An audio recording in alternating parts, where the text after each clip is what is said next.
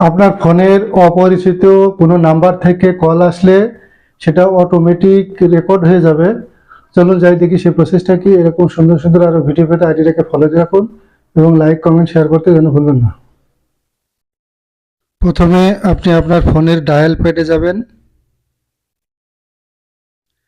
এখান থেকে থ্রি ডটে ট্যাপ করবেন,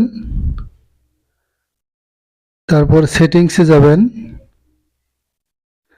এখান থেকে এই যে কল রেকর্ড এখানে ট্যাপ করবেন। এই যে অটোমেটিক্যালি রেকর্ড আননোন নাম্বার, এই বাটনটি যদি অফ থাকে তাহলে এটাকে অন করে দেবেন।